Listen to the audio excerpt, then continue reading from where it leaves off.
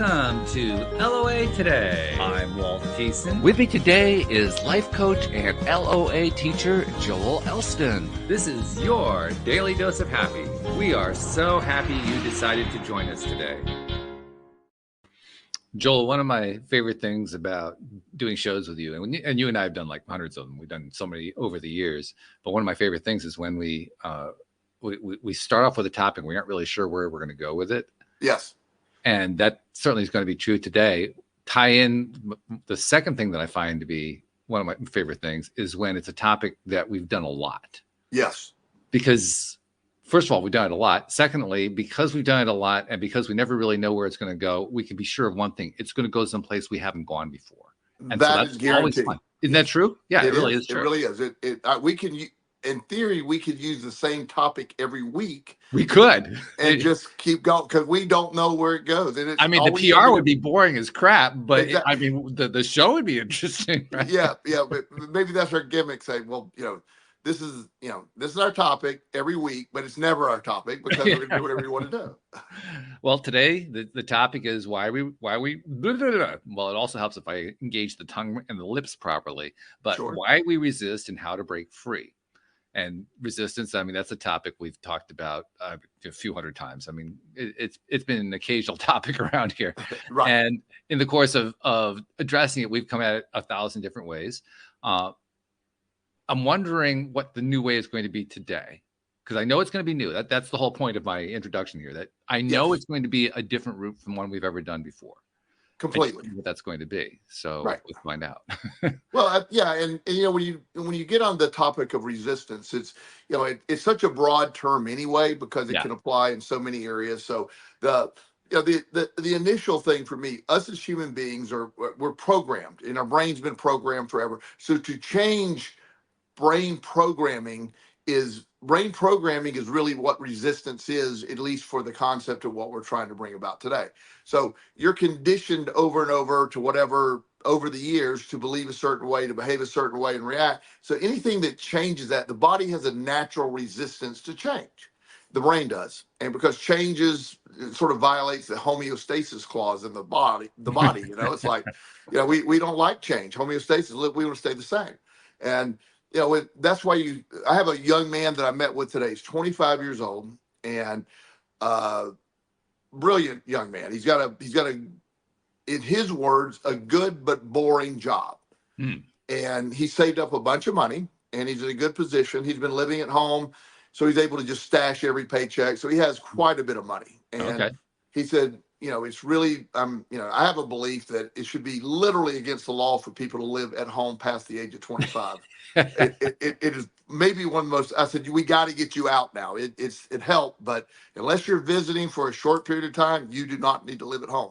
And nice to know that he's saved up so he can buy that house. He can be wherever he wants to be. So we were talking about, he said, well, I just don't know what this job is. He said, I know that I like having the stability of it. He said, but I'm 25 and I've always wanted to go.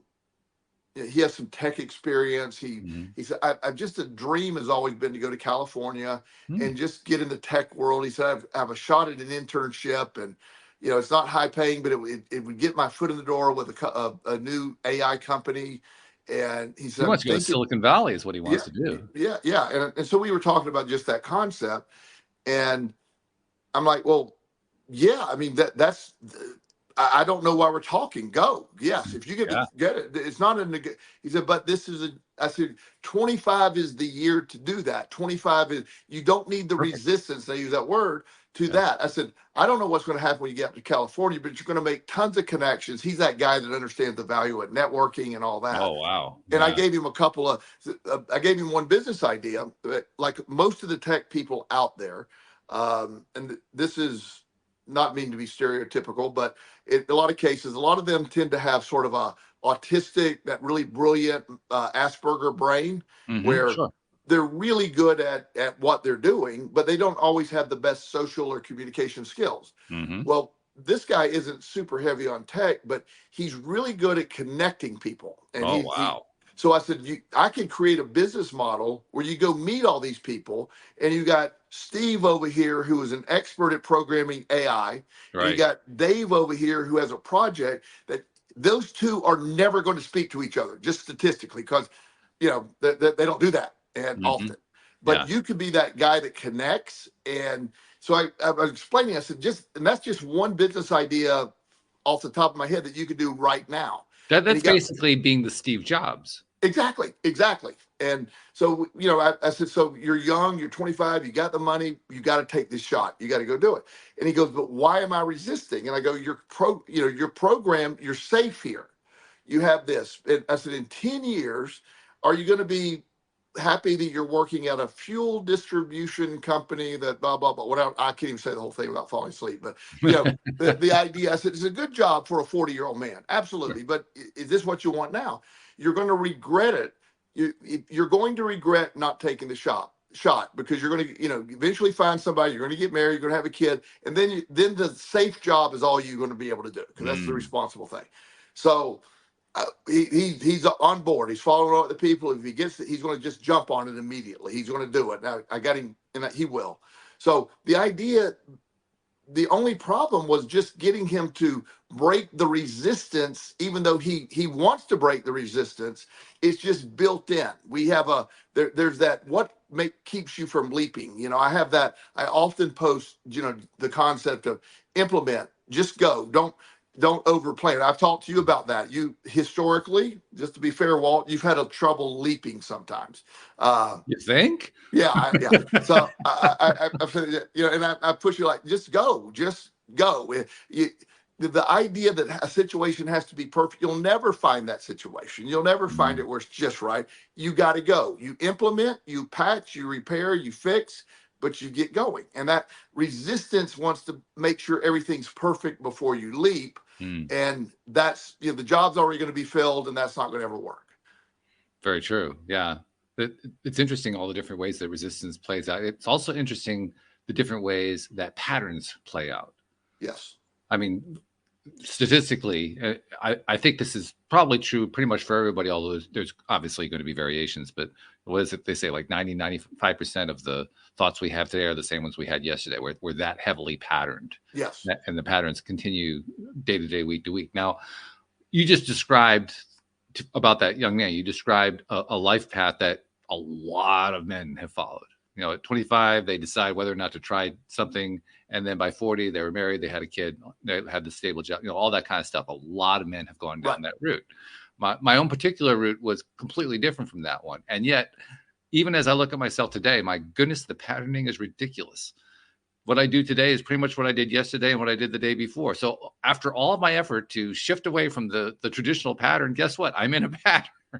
Well, we find patterns even in non-traditional situations. We'll almost always have a pattern. And that's not always bad. There's a reason that we're programmed to do that.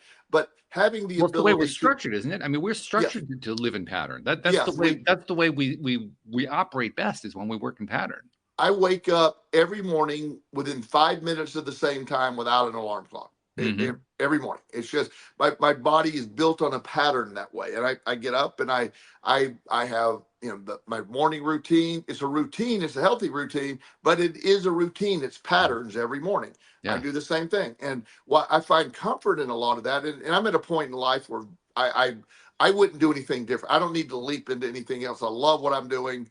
So I'm not really looking to change things up too much. But when you're wanting something different, there is a tendency to get stuck in the patterns, and the same thoughts that keep you doing it today kept you doing it yesterday or did it 10 years ago. Exactly. Yeah. Now, the tricky part there, and I think this is where the whole concept of resistance really starts to come together, is it a pattern that serves us? Because you were just describing how your patterns serve you really well. Yes. That's a non-resistant pattern. Yes. It's the patterns that don't serve us that are resistant. Yes. And that's a perfect, I don't know if I've ever heard it said better than that. The patterns that are in place that serve you are not resistance. They're actually breaking resistance. When you have patterns that keep you stuck, then in cycles that aren't serving you, That's bad. That's when resistance is violating your progress. So it raises a few interesting issues. One issue is when you think that you're in good pattern or desirable pattern or however you want to express it. And yet there's one or two things going on in your life that are repeatedly sending you the signal, something's wrong, something's wrong, something's wrong. Now, I don't know about you. For me, that's something that has happened a lot in my life. Mm-hmm. It seemed like things were going well in all ways except for one way, and it was like that sign is just flashing in my eyes, warning, warning, danger, Will Robinson. I mean, it's literally that kind of thing. And the warning signs are very often about situations that I look at the situation and I would say, there's nothing to be warned about there. What's going on? Yeah. Why is that happening? And that's always been very confusing to me. Why is it that that's basically a description of resistance right there. There's a resistance going on. Why am I being resistant about something that really doesn't seem to matter to me? And yet it does. It must. Otherwise, I wouldn't be getting the warning. It has to matter, and it's the subconscious resistance that you're not aware of. You don't have access to what that is.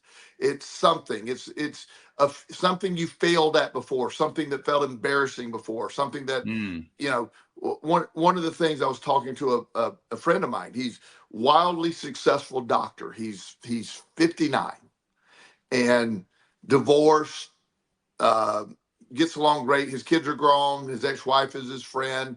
You know, he has this life. He probably makes $1.2 million a year, has tons saved up, has a great life. And he there's this lady that he wants to ask out, and they're really good friends, but he just can't do that. They go, you know, he doesn't understand why. And I go, there's a reason that you're so resistant to that. It's, you know, it's like, well, she's, you know, he's 59, she's, I think, 49. It's 10 years, not a gigantic, huge, insurmountable difference. No, my parents were 11, so why not? Yeah. And so and she's clearly signaling, hey, you know, let's somebody needs to do something. And right. You know, and he's like, why can't I just, even when the opportunity's there, it's like it won't come out. And you know, and it comes back to his divorce, even though him and his wife are really close now, good friends. It was a brutal divorce. And, you know, it's just the idea of he said, I just am scared of it not working. And I just don't want to lose what I have with her right now, which is a very good friendship.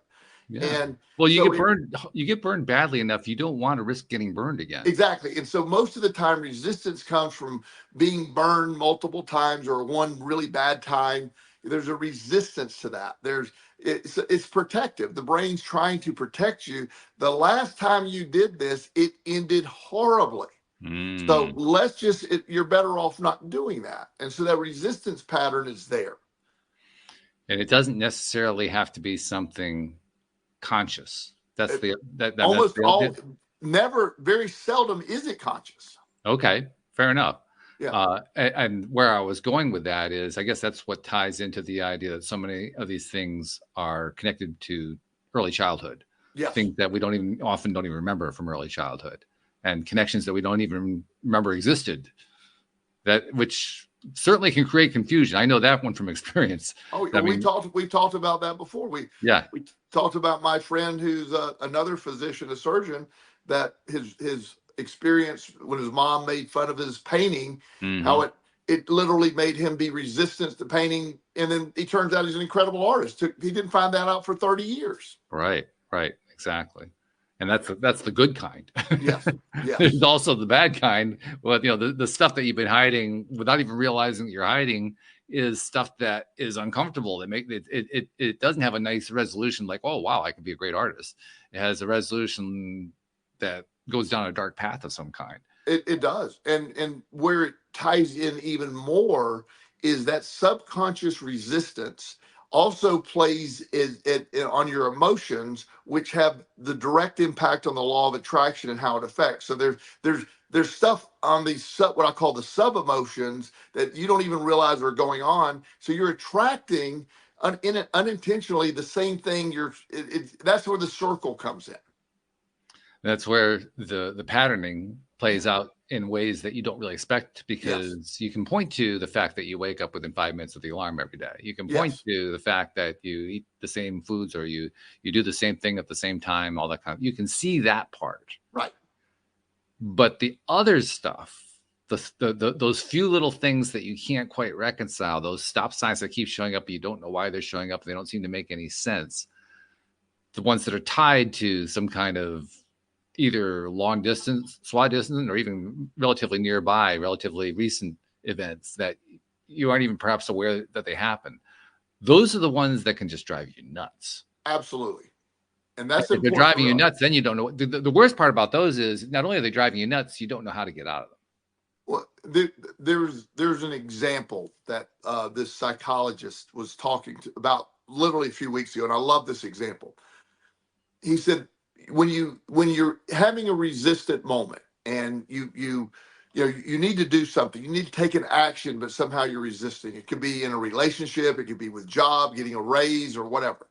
He said, so you're lying in bed. You go, tomorrow morning, I'm going to get up and I'm going to do. I'm going to, and your brain goes, yes, I am. I'm. Especially when you get into that subconscious sleep where you're like, yes, I can do that, and you're convinced like you're going to do that, and then you wake up the next morning going, oh hell no. It's like there's a complete 180-degree turn. But what happened is, right before you go to sleep, you're in that state where you don't have resistance. It doesn't really exist for a little while there, because you're almost subconscious at that point. So yes, I'm going to be able to go perform that tomorrow without problem. But you wake up going, oh no chance I'm doing that. No. And yet so many people will talk about how that's the best time to program yourself, because like you said, you're in kind of a semi-hypnotic state. Yes, it is. Wake, half asleep. You would think that it just by focusing on, well, yeah, I could do that. You're giving the attention to it so that you can start to believe that you're going to do it. But apparently it doesn't work that well. Well, it works in a sense because you do it, but you almost reprogram it back to factory settings when you wake up in the morning. It's like you're like, oh no way. Let's. I was right. I don't. So apparently the programming wasn't all that strong. The reprogramming, I should say.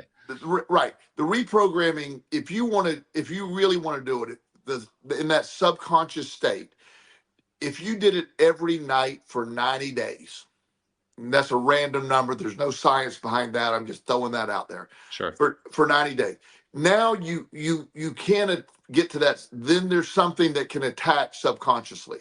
That can become a reality possibility. Most people will do it once or twice and then say, never mind. Oh yeah, we'll never get to day 90. We won't even get to day 30, most likely. Right, and so you never really have a chance to, because that's where everything that you're thinking, everything that you're that's taking place in your brain has subconscious origins. Everything you worry about is based on subconscious previous memories and fears and all that. So your subconscious is constantly at play, and if we really realized how really the pathetic conscious brain has very little power. Subconscious brain holds so much, and that's the problem. We have to access that, reprogram that, and then I talk of in 1995 when I literally lost everything. There was nothing. I had no choice but to reprogram. There was no. It didn't like I had it, am I going to get up and whatever? I have no place to live. I have no place. I have to do things differently now. I have no job. I'm going to have to, I would never take a job waiting tables until that was the only job that was available. So in other words, you almost put yourself into, well, not almost, you put yourself into a spot where you had no options. No option.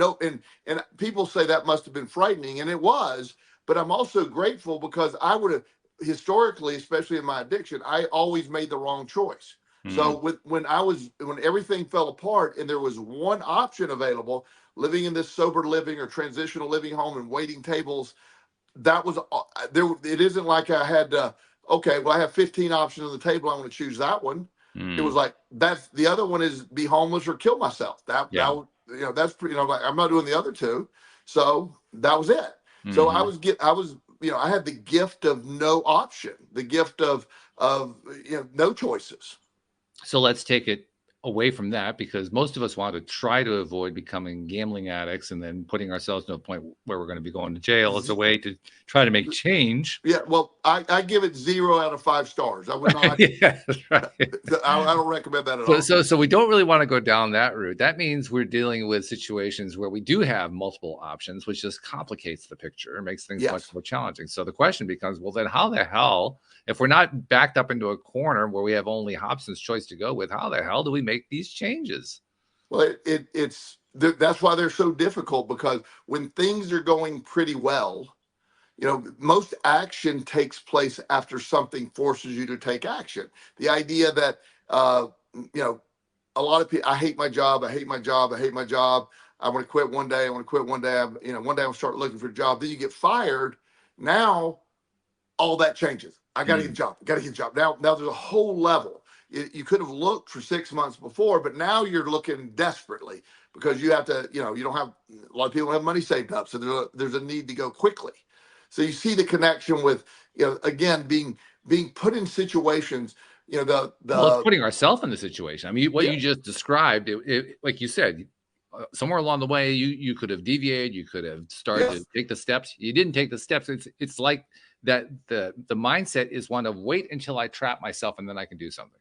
And there's that was my exact scenario when I was, as at the beginning of 1995 is when everything started to unravel for me. And I didn't officially get caught or fired until August 12th, 13th, somewhere around there of 1995. So I had this entire 8-month period where I was like watching this slow train wreck, and I knew where it was going. Yeah. And I could not stop the behavior that was causing it. It seems so absurd. All I had to do was stop what I was doing, save up money, pay back the money that I'd taken. I could do it where nobody knew about it, and I could continue my job. And I did not have I just could not implement that. And we know now in retrospect that in your particular case, the last bit of that was probably the thing that stopped you. And then you could go on with your job. You didn't want the job. Right. It was the last thing you wanted was that job. And that probably did more than anything else to stop you from taking the steps you knew how to take. Yes. And that becomes that process. So, the ideas that that hold us, that keep us stuck, a lot of times we just wait for things to fall apart because we know that forces action, and then we go forward. Like I'm too comfortable right now. I will not be able to act until I'm ripped from my comfort zone. That resistance, comfort zone, resistance, they sort of go together. But once you're ripped from that comfort zone, if you want to eat, you're going to have to do something, period. That's simple. Want a roof over your head, you got to do something. So what we're really driving at here is, if you want to change the subconscious patterning that you've been building up all these years that is working against what you really want in life, you got to take that huge step and not just put a toe out. You got to jump completely outside that comfort zone. Yes. Because otherwise it ain't going to happen. Yeah. And because when you're trying to tiptoe out, this overpowering pulling you back. The leap forward is when you got to pull away where there's nothing. It's almost like cutting ties to that, where you're forced to do something differently. And that's why you often hear situations like I was describing earlier.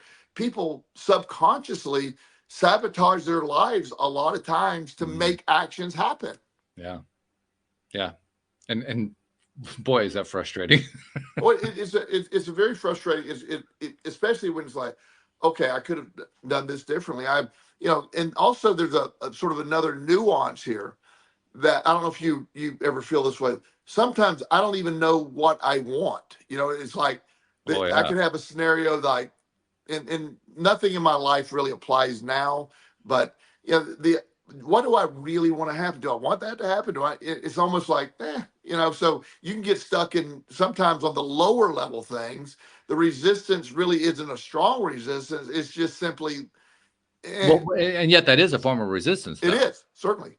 Yeah, right. Because the moment that you don't really have any focus on what it is you really want is the moment you're not going to get it. Absolutely. And that's the, so I love when, I tell people all the time, and usually pisses them off, so I don't mind that either. But when somebody's, oh my God, Joel, I lost my job. The first, my words are always congratulations. Congratulations. Yeah. Yeah. Because you hated that job. Don't act like, I don't know what I'm gonna do. I lost my job. You've been bitching about that job for 6 months. I mean, finally it's come to, now we can start moving. That is true.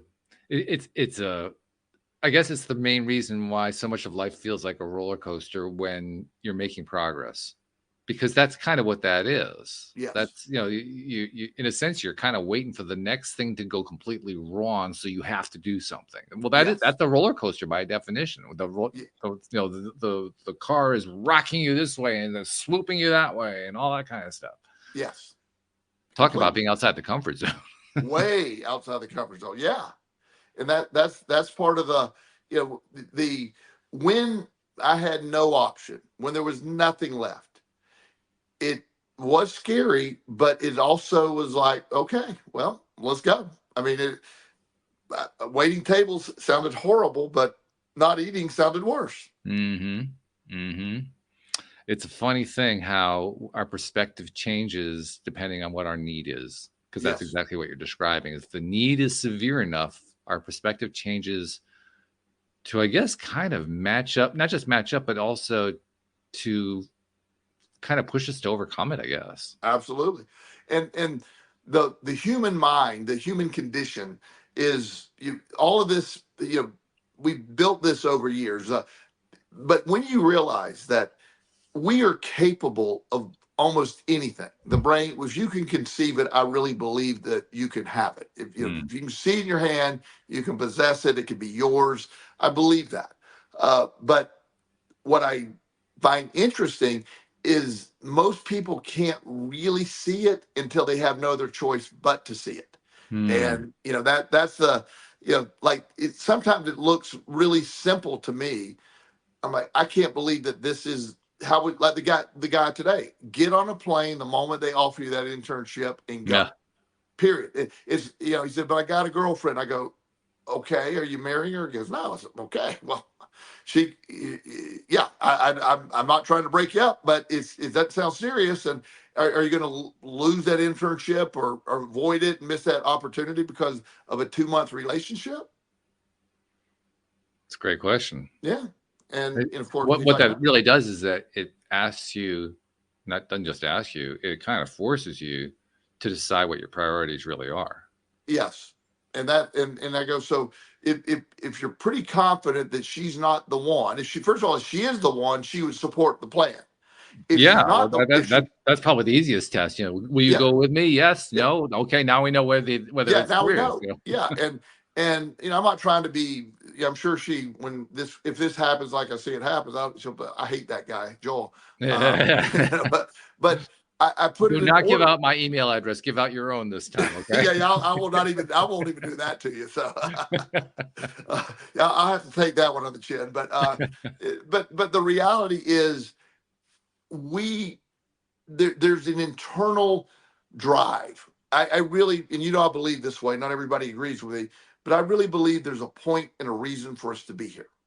And sometimes the resistance keeps us from fulfilling those things because it seems so, oh my God, that seems impossible, right? Like the chain of events that led me to be in Richmond, where I'm talking to you on this, is just an unbelievable, crazy chain of events that we talked about. It's not really even believable.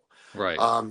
And so I was given the gift of not having much choice. That stuff unfolded. I didn't really do anything, Walt. I just sort of like, okay, I'll go there. And it worked out really, I didn't really do a lot of effort in this stuff, Kind of raises the question of, okay, so how do I turn that into a formula that other people can use?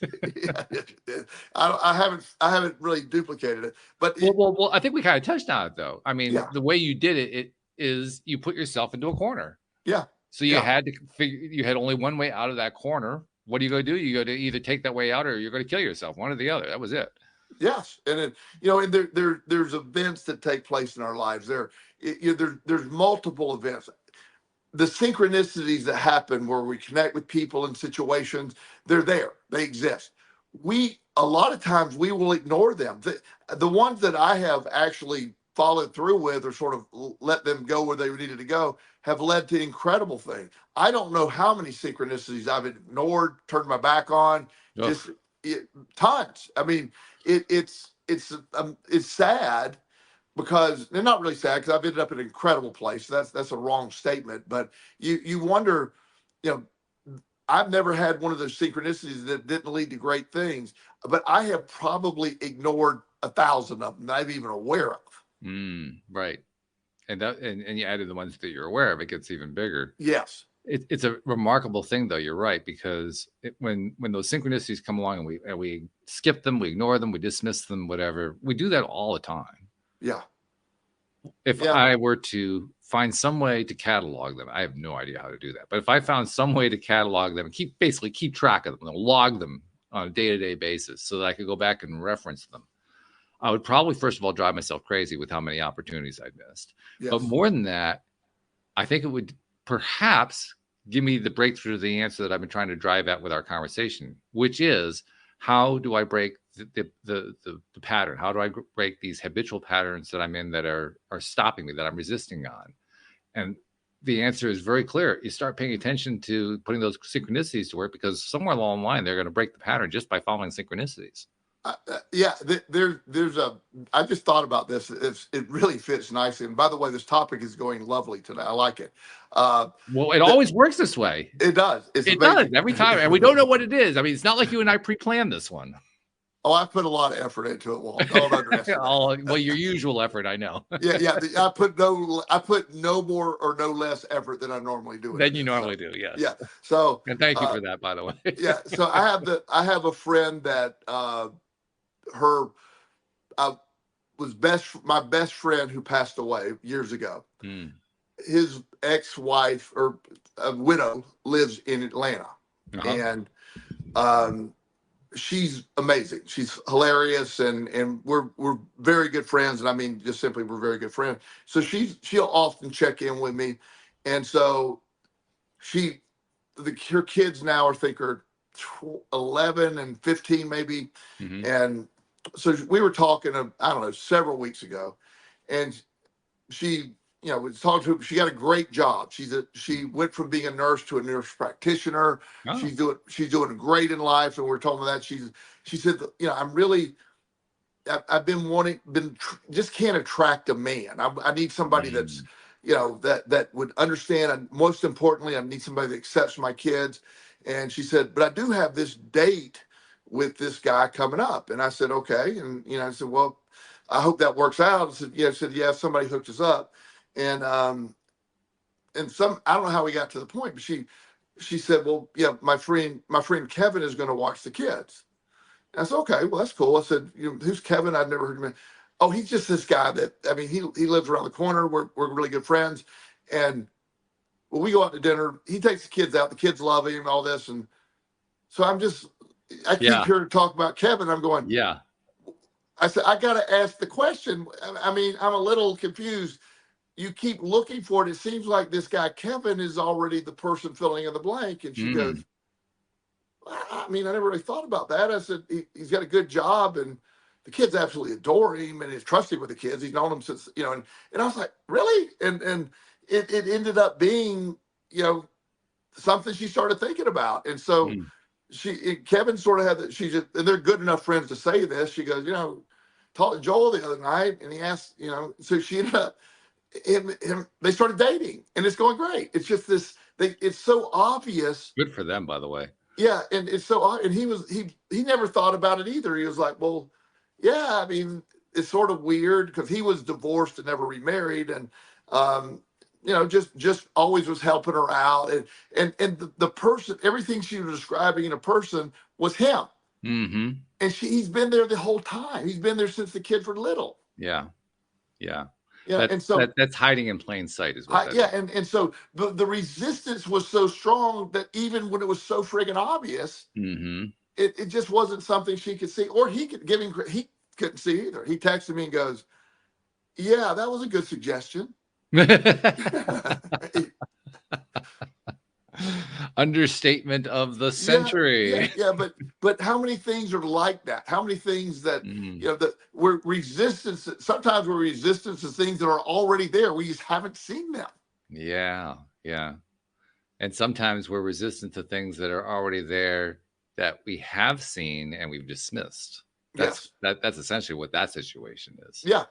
What matters? What goes? When you're anything you want. One of the things I always try to get people, let's change the lens. Let's look at everything in your orbit and see, is it already there? Because so many times I hear people are seeking things that are already there. I'm reminded of a scene from, I'm pretty sure it was from one of the Harry Potter movies. And it's Professor Trelawney. She was the kind of weird one who was always predicting the future and predicting badly, but she got 2 right, and so that's why Dumbledore kept giving her job and a raise and so forth. But in this one scene, I don't even remember which movie it was. It may have been like the 6th or 7th movie, 6th movie, I would think, the Half-Blood Prince. But I could be wrong about when this took place. But anyway, she's playing with tarot cards or something equivalent to tarot cards, and she's laying the cards out and she's saying them as she's laying the cards out.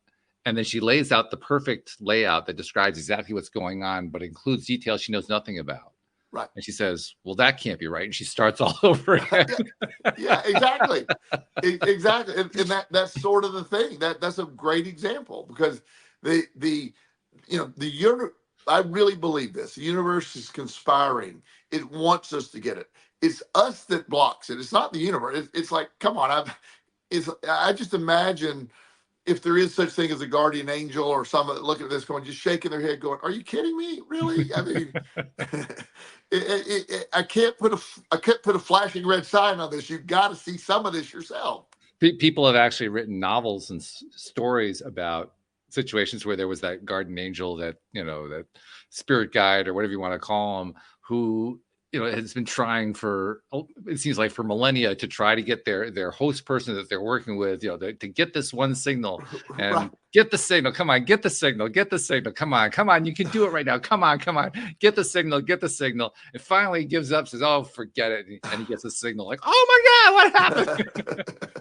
that life feels that way sometimes too, because we there's so much going on, and we are, it's natural to desire things. It's not, in fact, that's a good thing when you're looking for things and you're wanting things. That's sort of, you can really have everything.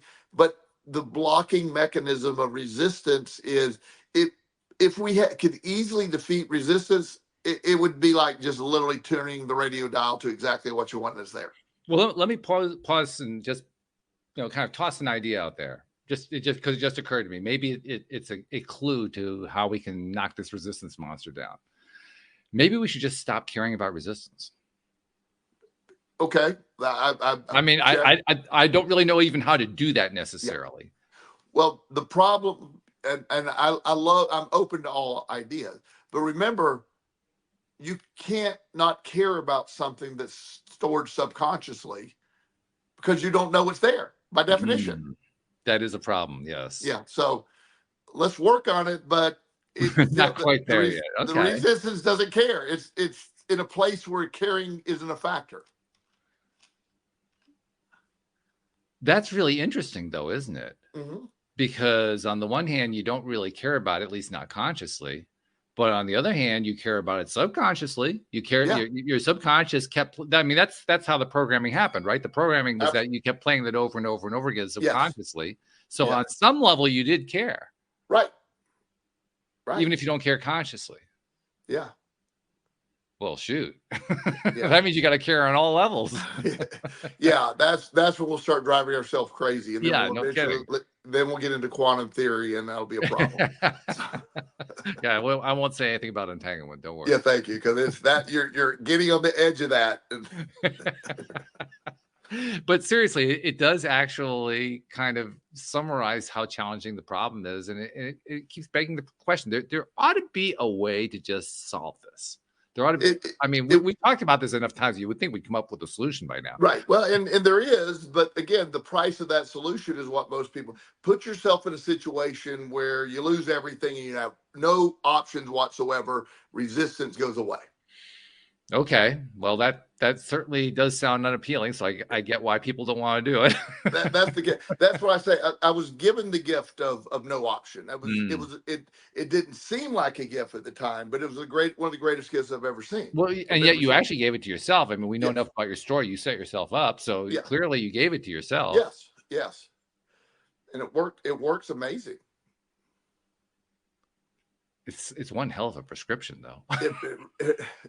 It really is. I mean, it is. It really is.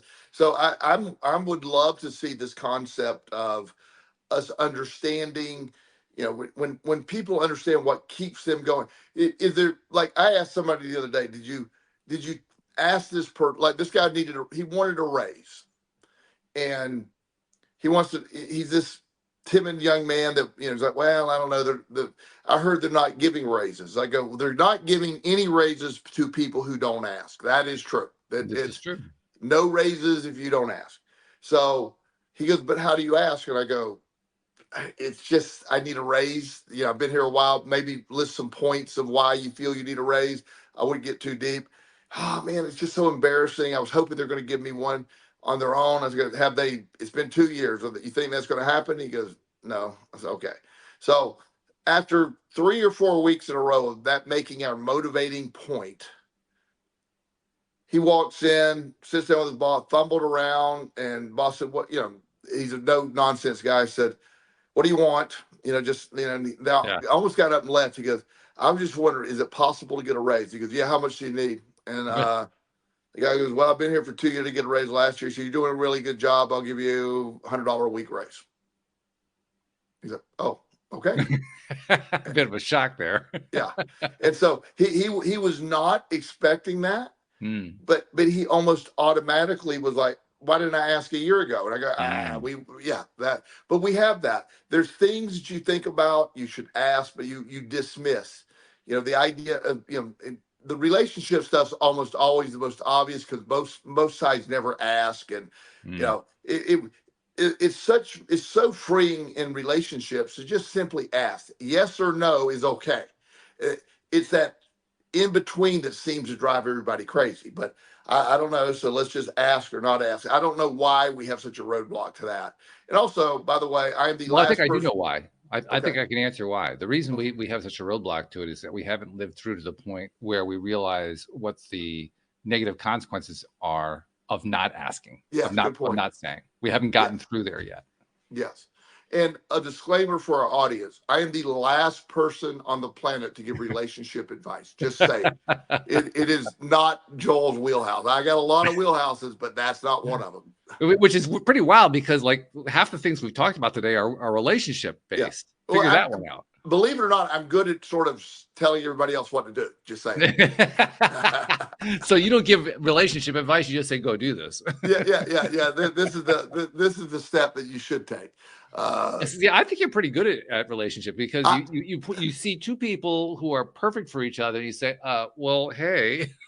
I really, I made some relatively poor relationship choices in my mid-20s. Well, really bad. Isn't that what we usually do when we're in our mid-20s? As I did with most things in my mid-20s, I made it really bad. I call it my stripper era. Okay. Yeah.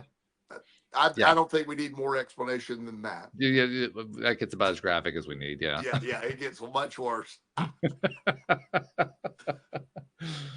Well, I would argue that actually, I mean, it's kind of sorted in a sense, but that actually gives you the qualifications to be good at a relationship because it's basic LOA, right? You can't know what you want until you know what you don't want.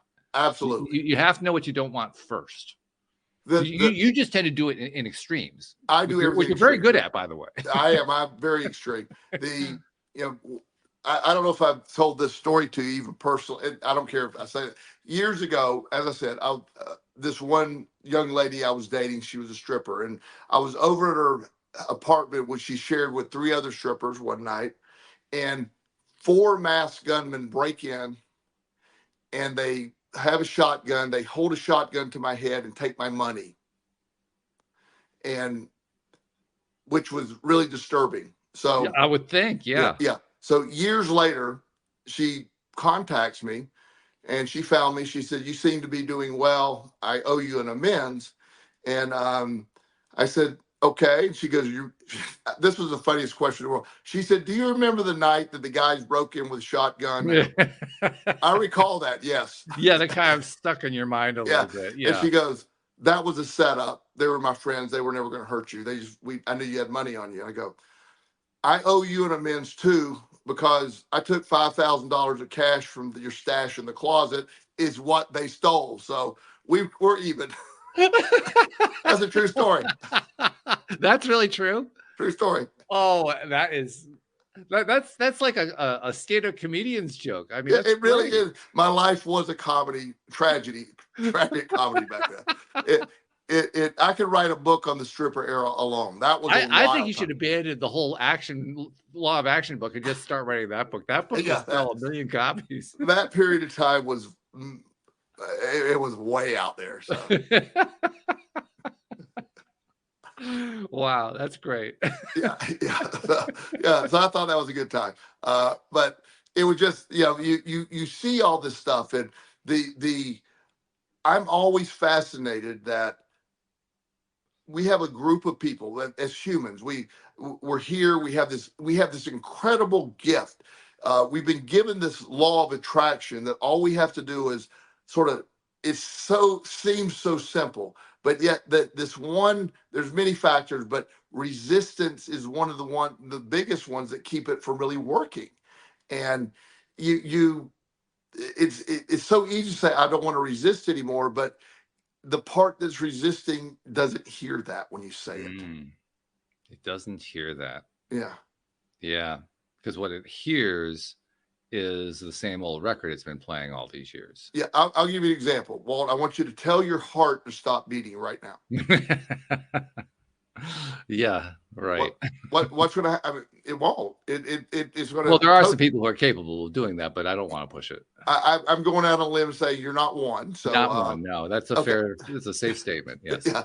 So, but you get my point. The idea that you if you, and by the way, it's a good example. That's a perfect example.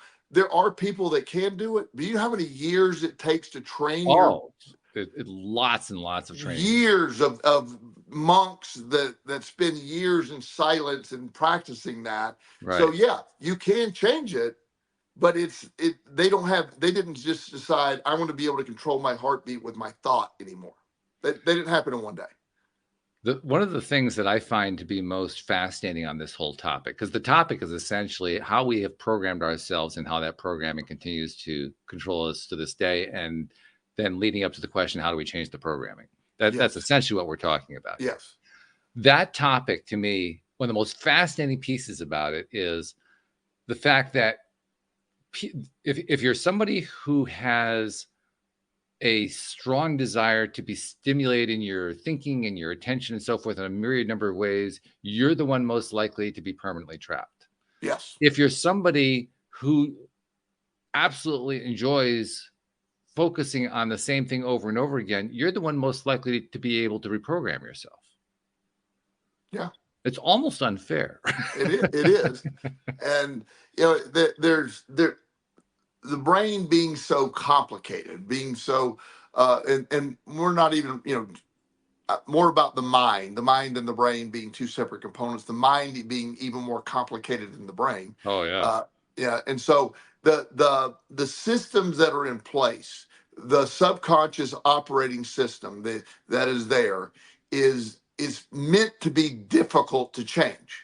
It's there for a reason. It's protective, and those protective reasons don't really apply in modern day, but they're there for a reason from evolution. They're there, and it would be great if one of the reasons that people who use psilocybin in a therapeutic manner can speed that process up, because psilocybin or other psychedelics used properly can possibly speed up that process. It gives you access to the subconscious brain that didn't exist when you're not under the influence of psilocybin.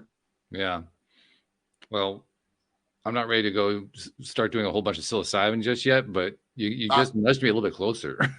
Well, with our normal disclaimer, we're not a normal recommending disclaimer, that. absolutely, yeah. We're not recommending that, but there is a lot of research on that, and one day that may be an option for people. But to be able to do it through meditation, a lot of repetitive reprogramming thought. I believe, you made a statement earlier that 90% of the thoughts we have today were the same thoughts we have yesterday. And multiple studies support that 85 to 90% is that number. Also, there's another number right behind that. 80% of those thoughts are negative in nature. Oh, yeah, that's the worst part. Yeah. Yeah. So imagine using 90% of thoughts, and 80% of those thoughts are negative in nature repeatedly. So that is repeatedly every single day programming the subconscious brain. So one of the techniques that I use to I don't have. I probably reversed that. A lot of my thoughts are the same as yesterday because that's just the way the brain operates. But I would say the vast majority of my thoughts are positive in nature. I don't have a lot of negative thinking, a lot of negative. But I've been doing this for how many years? I mean, a long time getting to that place. So what I did in the beginning was I would interrupt negative thoughts and try to replace them with positive thoughts. And that's a really slow process. Oh, it's very slow. Yeah, it takes a while. But I've done it over 15, 20 years now. Maybe 22, I think. So eventually it's like, okay, now does that mean I don't have negative thoughts? I still have negative thoughts. Of course. But they're not pervasive. There was a time where everything was thinking negatively, anticipating bad outcomes. I'm thinking, I really expect things are going to work out. I really think, apparently there's an event tomorrow that a lot of the country's focused on. I don't care. I could care less, And just for listeners who are listening to this weeks from now, what he's referring to is that this is the day before the American election day, and he's trying to pretend that he doesn't really know what that is. But just for reference, that's what he's talking about. Yes, I am. And that doesn't do anything to me. It doesn't. And that's not pretend, by the way. That part is actually real. What's that? The part where you said that it doesn't mean anything to you, that part's the real part. Yeah, that's the real part. I really don't care because, as you and I know, I am expecting and will promise you, in 4 years, I'm going to be thriving. I will still be thriving. Every administration since I decided to turn my life around, I think that was whoever was president in 1995. Every year, every single 4-year period has gotten drastically better. It really doesn't play the narratives. They say, well, are you better off 4 years? For the year 4? I am. I'm better off every 4 years for sure. Because it's not about them. It's about me. Yeah. We're kind of nearing our close here, but this seems like a good time to tie this in. When we are talking about these challenges that we have, which is what we've been doing, when we're talking about these challenges and these difficulties we have with changing thought patterns, changing our experience as a result of the changes in those thought patterns and so forth, one of the common refrains that gets repeated is, wouldn't it be great if we could just get everybody to think this way? The idea is, if I could just be part of a group think, then we would all kind of raise ourselves up. And there are a lot of people who give attention to that, and with some degree of success, but also with a fairly large degree of failure. I mean, you get both pieces of the action going on there. Right.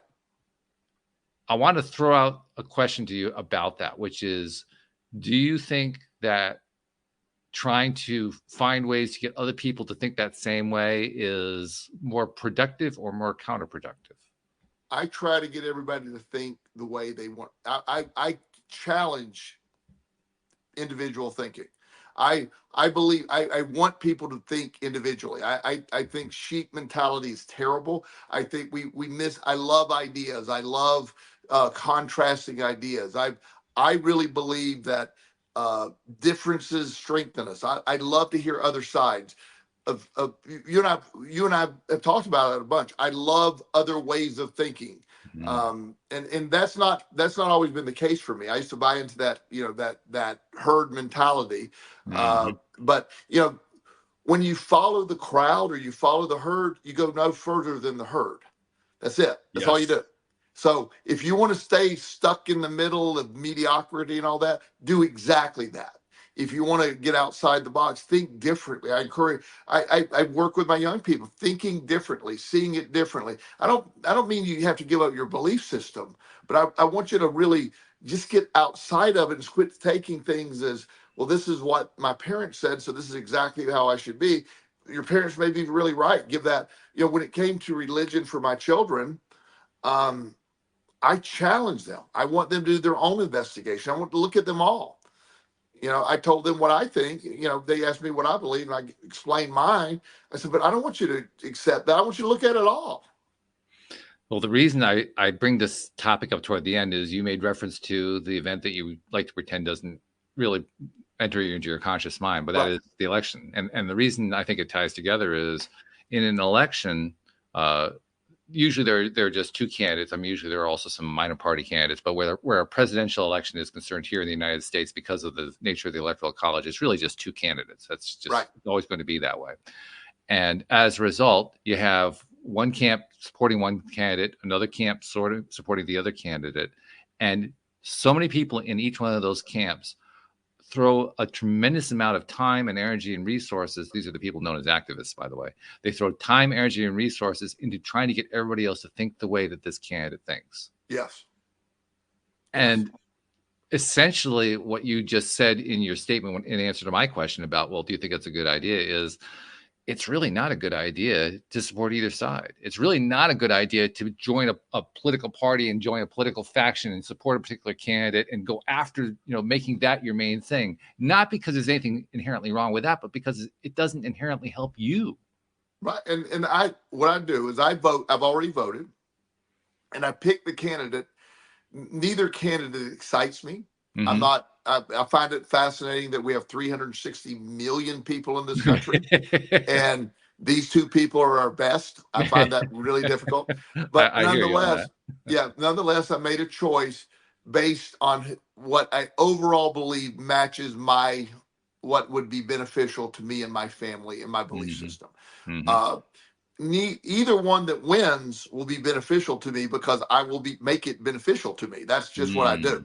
But I did vote, as I feel that's my responsibility. But when you try to, there isn't any one group that I identify with completely. And I don't want to get into individual political things. Yeah, sure. It'll drive everybody crazy. But I tend to be conservative in nature. But when I say that, it's more physically conservative than anything else. I'm more libertarianish, I guess. Okay. That's not even really me, but somewhere in that vicinity. But nonetheless, I just pick what best matches me. But I plan on making tomorrow and every day for the next 4 years beneficial to me. I'm going to thrive. I've had just an incredible year this year. Just financially and my personal life, it's been maybe one of my best years ever. And I say that every year, and people don't really believe that. It can't keep getting better. But it feels they just haven't talked to you as much as I have, because I totally believe it. But I really believe that. I look at everybody. My inner circle is just people that truly just adore and love and trust. And my clients are people that. They're not just my clients; these are people I care deeply about. And I build one of my clients is getting married, and he asked me to perform the ceremony for him. Oh, wow! Yeah, and so there's I build lifetime connections with them. I have literally, from my perspective, the best job in the entire world, and it reflects in, first of all, how I do. I'm not trying to be arrogant. I'm really good at what I do. I love what I do, and I think that I'm good at it because of that. But it also reflects in, what I attract in my personal life. And, I can't imagine loving life more than I love life right now. I asked a question. I love the way you answered it, because the question was really about following that herd mentality and whether it's a good idea to do that. And instead of giving me an evaluation of whether it's good or not good, you simply laid out what you love about your life. Yes. And all those things that you described that you love about your life are exactly about leaving the whole question of herd mentality behind. So congratulations on a great answer, by the way. But I mean, see, it's simple. Say, well, don't follow the herd, march to the beat of your own drummer. There's a million answers I could have given you, but I want to give you my life. That is my mentality. I'm not concerned. There's no one else's opinion. I don't need support. I don't need people to tell me, you're right, Joel, or you're believing the right thing. I don't need that. I'm very clear in what I do and I believe, and it reflects. One time I had these ladies. They were very nice ladies, but I accidentally answered the door, not realizing they were Jehovah's Witnesses. Oh yeah, they're always fun. Yeah, and they were resilient. They kept trying to.